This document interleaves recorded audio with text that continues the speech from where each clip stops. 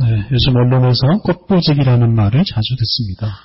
최근 통계에 따르면 고위공무원 자녀들 중에서 70% 정도가 경찰이나 군대나 관공서에서 의무 복무를 할 때 소위 꽃보직, 편한 자리를 얻는다고 합니다. 사실 이런 통계가 없더라도 우리는 이미 이런 불의한 현실을 잘 알고 있고 또 한편으로는 아주 익숙하기도 합니다. 제가 군대 생활할 때 행정반에 있는 동료들과 대화를 하다가 한 번은 각자 어떻게 행정반에 들어왔는지 얘기할 기회가 있었습니다. 근데 두 사람을 빼고는 다 돈을 내고 들어왔다는 걸 알고 깜짝 놀랐습니다. 그때 인사, 작전, 군수 이렇게 세 부서가 한 사무실에서 근무를 하고 있었는데요. 제일 편한 인사과 친구들이 돈을 제일 많이 냈고 좀 힘든 군수과 친구들이 비교적 적은 돈을 내고 들어왔습니다. 80년대 군대에서 돈을 써서 좋은 자리 얻는 일은 그렇게 어려운 게 아니었습니다. 지금은 돈 써서 자리 얻는 건 좀 어려운 것 같습니다. 대신에 높은 자리 이용해서 좋은 자리 얻어내는 일은 여전히 우리 가운데 일어나고 있습니다. 이 세상에 참 다양한 사람들이 있습니다. 그리고 그 다양한 사람들에게 어떤 역할이나 사명이 주어집니다. 사람들은 그 역할이나 사명을 따라서 다양한 일터에서 다양한 물건, 다양한 서비스를 만들어 냅니다. 그리고 그런 다양한 활동을 통해서 우리 사회가 유지되고 또 발전할 수 있습니다. 그런데 그런 다양한 활동에 따라서 이런 정당한 보상이 주어져야 합니다. 그래야만 각 사람이 자신이 맡은 일을 계속 할 수 있습니다. 그런데 아직도 우리 사회에는 차별이 있고 특권을 누리는 사람들이 있습니다. 고생하는 사람에게 더 많은 보상이 주어져야 하는데 정반대인 경우도 많습니다. 편하게 살면서도 많은 보상을 받는 사람들이 있습니다. 똑같이 일을 하는데도 다르게 대우를 받는 경우도 있습니다. 정규직이냐 비정규직이냐에 따라서 대우가 달라집니다. 생산직이냐 사무직이냐에 따라 대우가 달라지기도 합니다. 좋은 나라일수록 생산직과 사무직의 임금 격차가 크지 않습니다. 독일의 경우 생산직 노동자들의 임금이 사무직 노동자들의 임금 못지 않습니다. 사무직보다 훨씬 더 많은 임금을 받는 생산직 노동자들이 많이 있습니다. 그런 나라에서는 우리나라와 같은 이런 살인적인 대학 입시 경쟁이 없습니다. 공무원 시험에 수십만 명이 몰두하는 이런 공시족, 공시낭인들이 없습니다. 우리 사회에서 정당한 보상이 이루어지지 않고 있기 때문에 차별도 있기 때문에 그래서 젊은이들이 그래도 좀 공정하다는 분야로 몰려들고 있습니다.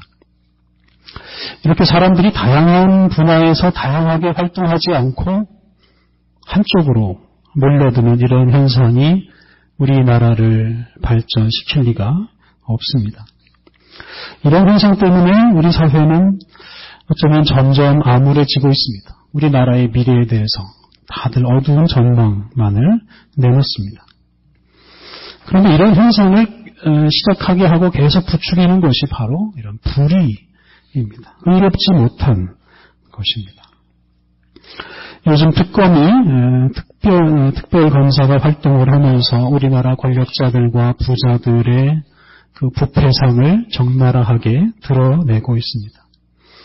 사실 이것이 우리나라의 본래 모습이었습니다. 검사들이 제대로 활동을 했더라면 벌써 드러나야 할 것들이 뒤늦게 드러나고 있습니다. 많이 늦었지만 불의한 현실이 드러나게 된 건 참 감사한 일이고 다행입니다. 이렇게 드러나야만 불의한 현실을 고칠 수 있고 그리고 고쳐야만 사람들이 각자 자기에게 맡겨진 영역에서 다들 자부심을 가지고 열심히 일하고 정당한 보상을 받을 수 있기 때문에 그렇습니다. 우리들, 이곳에 모인 우리들도 각자 삶의 영역에서 자기 역할을 하면서 살고 있습니다. 그런데 우리들에게는 그리스도인이라는 이름이 있고 또 그에 따르는 사명도 주어집니다. 우리가 그리스도인으로서 세상에서 감당해야 할 역할이 있습니다. 그런데 우리는 우리에게 어떤 보상이 주어지지 않아도 그리스도인으로 살아가는 것을 중단할 수 없습니다. 심지어 박해가 온다 하더라도 우리는 그리스도인으로서 살아야 합니다. 오늘 우리가 사는 세상에서 우리 그리스도인이 맡은 역할이 무엇인지 하는 것을 묵상해 보려고 합니다. 오늘도 지난주에 이어서 예수님의 가르침 중에서 가장 뛰어난 가르침이라고 알려진 산상수훈 말씀을 계속 묵상합니다. 오늘 본문은 그리스도인이 누구냐에 대해서 말씀하십니다. 그리스도인은 어떤 사람이고 또 어떤 사람이 되어야 하는지 말씀해 주십니다. 예수님은 단정적으로 당신을 따르는 제자들은 세상의 소금이요 세상의 빛이다라고 선언하십니다. 이것은 우리에게 어떤 보상이 주어지지 않아도 우리는 세상의 소금으로 살아야 하고 또 세상의 빛으로 살아야 한다는 말씀입니다. 여기서 주목할 것이 두 가지입니다. 예수님은 우리에게 세상의 소금이 되라 또는 세상의 빛이 되라 라고 말씀하시지 않고 단정적으로 너희는 세상의 소금이다. 그리고 너희는 세상의 빛이다 라고 말씀하셨습니다. 또 한 가지 주목할 것은 예수님은 당신을 따르는 사람들에게 그냥 소금, 그냥 빛이라고 하시지 않고 세상의 소금이요 세상의 빛이다 라고 말씀하신 것입니다. 먼저 우리가 세상의 소금이요 세상의 빛이다라는 뜻은 우리가 예수 그리스도로 인해서 예수님 덕분에 세상의 소금과 세상의 빛이 되었다는 것입니다. 우리 스스로 세상의 소금이나 세상의 빛이 되는 것이 아니라 우리가 예수님을 따름으로 우리가 예수님을 믿음으로 세상의 소금과 세상의 빛이 되었습니다. 그리스도인은 세상의 소금이 될 수도 있고 안 될 수도 있고 하는 것이 아니라 그리스도인이라면 누구든지 예수님 때문에 세상의 소금이고 세상의 소금으로 살아야 합니다. 세상의 소금이 아닌 그리스도인은 있을 수가 없다는 말씀입니다. 세상의 빛이 아닌 그리스도인은 있을 수가 없다는 말씀입니다. 그리스도인은 그가 믿는 예수님 때문에 세상의 소금과 세상의 빛으로 살아갈 수밖에 없습니다. 우리는 이런 말씀을 대할 때 이런 생각을 할 수 있습니다. 나는 세상의 소금이나 세상의 빛으로 살아가기에는 너무 부족하다. 나는 세상의 소금이나 세상의 빛이라고 할 수 없다. 여러분, 이 생각, 이 말이 무슨 뜻이겠습니까? 이건 내가 그리스도인답지 못하다는 뜻이고 심하게 말하면 그리스도인이 아니다라는 뜻이 됩니다. 마땅히 세상의 소금과 세상의 빛으로 살아야 할 그리스도인이 소금과 빛의 역할을 하지 못하면 그리스도인답지 못한 것입니다. 소금과 빛의 역할을 하기는커녕 다른 사람을 해치는 그리스도인, 다른 사람을 속이는 그리스도인을 어떻게 진정한 그리스도인이라고 할 수 있겠습니까? 세상의 소금과 세상의 빛의 역할을 하지 못하는 그리스도인은 본래는 있을 수가 없는 것입니다. 예수님을 믿는 그리스도인은 당연히 세상의 소금과 세상의 빛으로 살아가야 합니다. 그래서 우리가 나는 세상의 소금, 나는 세상의 빛이 아니다, 못 된다 라고 말하면 그것은 우리를 세상의 소금이요 세상의 빛이라고 부르신 예수님을 불신하는 것과 마찬가지입니다. 또 한 가지 중요한 것은 우리가 세상의 소금이요 세상의 빛이다라는 말씀입니다. 세상의 소금이라는 이 구절에서 여러분 세상이 중요하겠습니까? 소금이 중요하겠습니까? 세상이 더 중요합니다. 세상을 위해서 소금이 필요한 것이지 소금을 위해서 세상이 필요한 것은 아닙니다. 세상에 있어야 소금이 소금 역할을 할 수가 있습니다. 빛도 마찬가지입니다. 빛보다 중요한 것은 세상입니다. 세상에 있어야 빛이 자기 역할을 할 수가 있습니다. 우리 그리스도인들이 세상의 소금이요 세상의 빛이라는 뜻은 우리가 세상을 위해서 존재한다는 뜻입니다. 그리스도인들이 세상을 위해서, 세상에 봉사하기 위해서 존재한다는 뜻입니다. 그리스도인이 세상을 위해서 자신을 녹여서 짠맛을 내고 그리스도인이 세상을 위해서 자신을 태워서 빛을 내야 한다는 뜻입니다. 우리의 성공과 출세를 위해서 세상이 필요한 것이 아닙니다. 세상이 우리를 위해서 존재하는 것이 아닙니다. 우리가 세상을 위해서 존재하는 것입니다. 하나님께서 아름답게 창조하신 세상, 그리고 이 세상에서 살아가는 많은 사람들을 위해서 우리가 소금과 빛으로서 살아가야 합니다. 우리가 이 세상에서 소금과 빛으로 살아가는 것, 이것이 바로 우리 그리스도인들이 이 세상에서 맡은 역할입니다. 우리에게 아무런 보상이 주어지지 않아도, 심지어 우리에게 박해가 와도 우리는 세상의 소금과 세상의 빛으로 살아가야 합니다. 우리가 세상에서 소금과 빛으로 살아가면서 사람들로 하여금 하나님을 알게 하고 하나님께 영광을 돌리게 하는 것이 바로 우리 그리스도인들의 사명이고 우리 신앙생활의 본질입니다. 그렇다면 어떻게 사는 것이 세상의 소금과 세상의 빛으로 사는 것이겠습니까? 오늘 본문 17절 이하 말씀이 그에 대해서 말해줍니다. 세상의 소금과 세상의 빛으로 살아간다는 것은 아주 철저하게 율법을 따라서, 즉 하나님의 말씀을 따라서 의롭게 살아가는 것입니다. 그리스도인의 의 또는 그리스도인의 의로움, 이것이 바로 소금과 빛의 역할입니다. 그런데 예수님은 그리스도인의 의가 서기관과 바리새인의 의보다 더 나아야 한다라고 말씀하셨습니다. 서기관과 바리새인은 그 당시에 율법을 가장 잘 지키고 율법을 가장 잘 실천하는 사람으로 유명합니다. 이렇게 율법을 잘 가르치고 가장 잘 지키는 사람들보다 더 철저하게 율법을 더 잘 가르치고 더 잘 지켜야 한다고 예수님께서 말씀하셨습니다. 그들보다 더 의로운 사람이 되어야 된다라고 말씀하십니다.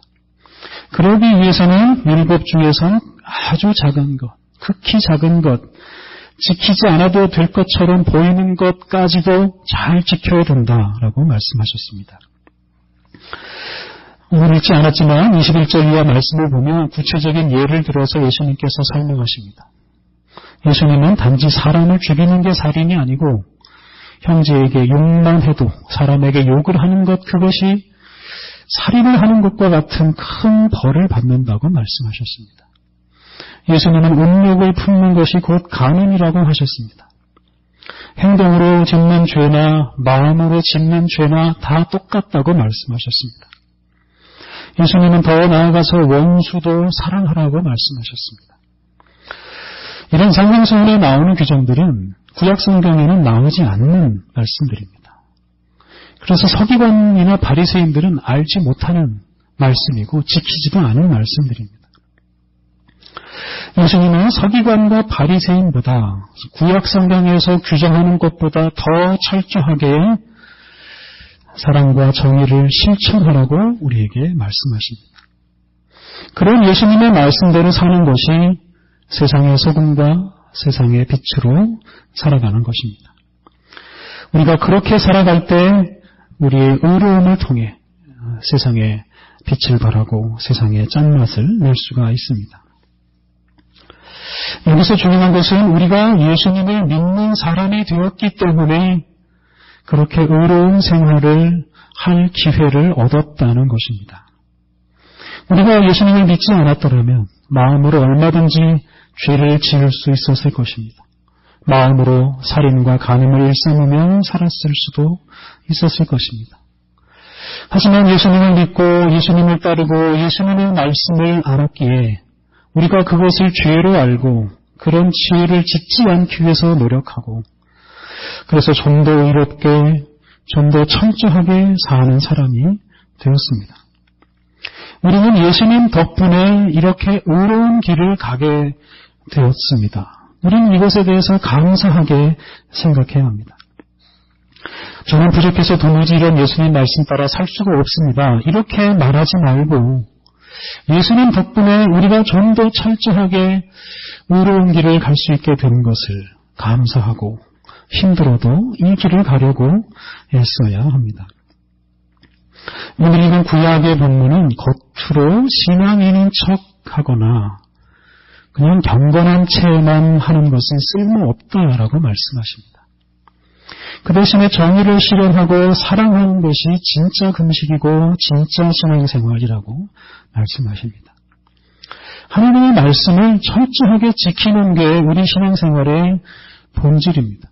작은 규정이라 하더라도 무시하지 않고 철저하게 순종하는 것이 우리의 사명이고 그러할 때 우리의 의가 그리스도인의 의가 드러나게 됩니다.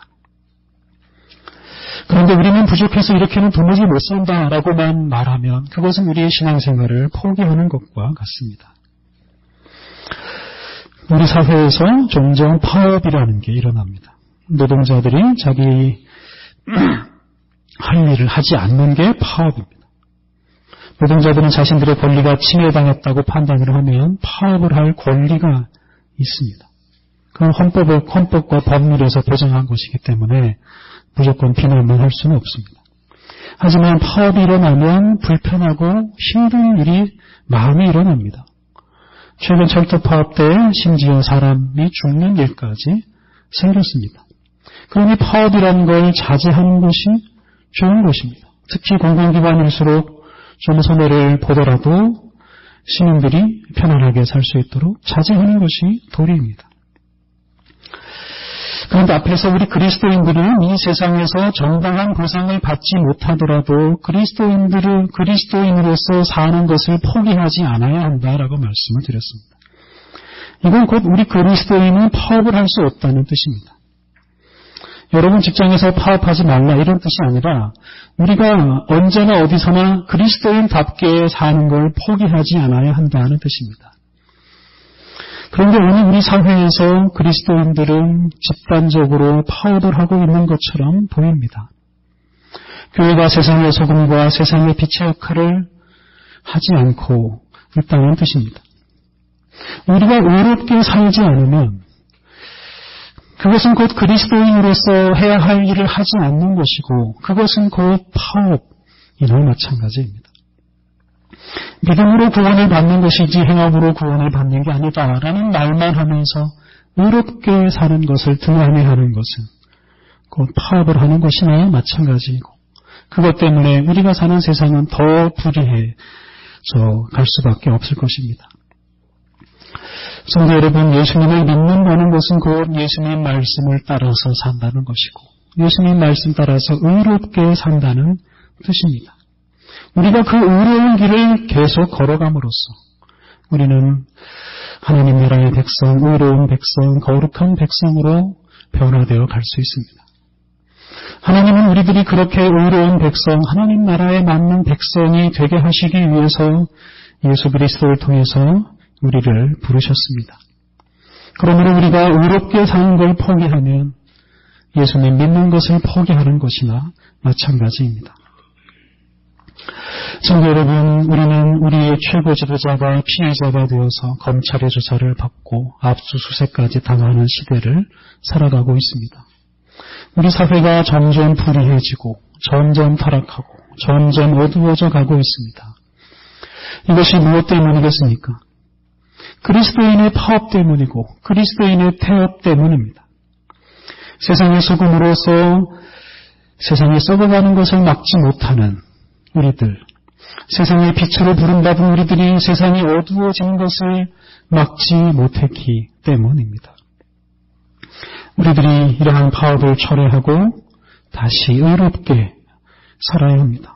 예수님 말씀 따라서 더 철저하게 하나님 말씀에 순종해야 합니다.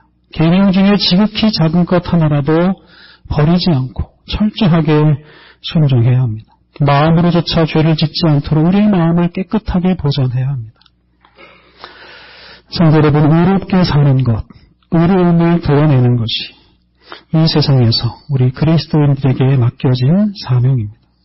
우리가 이 사명을 다할 때 세상의 사람들이 하나님을 알고 하나님을 찬양하고 하나님께 영광을 돌리게 될 것입니다. 그런 세상이 속히 오도록 더 철저하게 하나님 말씀 따라 하나님 말씀에 순종하며 살아가시기를 바랍니다. 우리 함께 기도하시겠습니다. 우리를 세상의 소금과 세상의 빛으로 부르신 하나님, 예수님을 믿음으로 우리가 그토록 거룩한 길을 가게 하시는 주님을 찬양합니다. 하나님, 우리들이 그냥 신앙인 채 하며 살지 않게 하옵소서. 경건의 모양만 보이며 살지 않게 하옵소서. 연약하고 부족하지만 우리를 부르셔서 의로운 길을 걷게 하시는 주님을 바라보고 더 철저하게 주님 말씀에 순종하게 하옵소서. 성경의 어떤 말씀도 소홀히 여기지 않게 하옵소서. 더러운 생각은 마음에 품지도 않게 하옵소서. 예수 그리스도의 은총을 힘입어 우리의 의로움을 세상에 드러내므로 세상의 소금과 세상의 빛의 역할을 잘 감당하게 하여 주옵소서. 예수님의 이름으로 기도드립니다. 아멘. 이 시간 주신 말씀을 응답하여 사도신경으로 우리 신앙을 함께 고백하겠습니다.